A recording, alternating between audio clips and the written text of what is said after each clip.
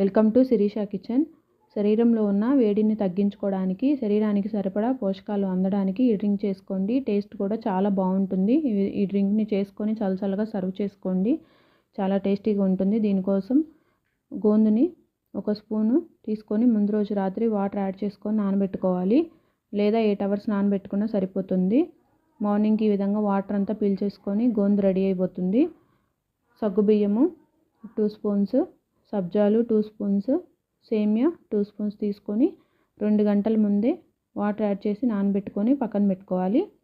ఇప్పుడు ఒక గిన్నె తీసుకొని స్టవ్ వెలిగించుకొని స్టవ్ మీద పెట్టుకోవాలి. అందులో 1 లీటర్ దాకా పాలు యాడ్ చేసుకొని పాలు మరిగేలోపు ఒక బౌల్ తీసుకొని అందులో 2 స్పూన్స్ కస్టర్డ్ పౌడర్ యాడ్ చేసుకోవాలి.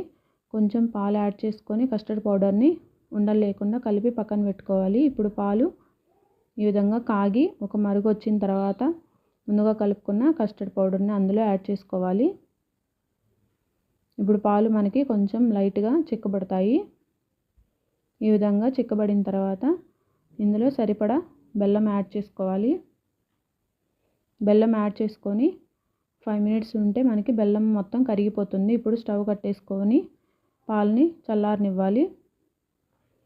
చల్లారిన పాలల్లో ముందుగా నానబెట్టుకున్న గోందుని యాడ్ చేసుకోవాలి. అలానే సగ్గుబియ్యము, సబ్జాలు, సేమ్యాలు అన్నీ యాడ్ చేసుకోవాలి.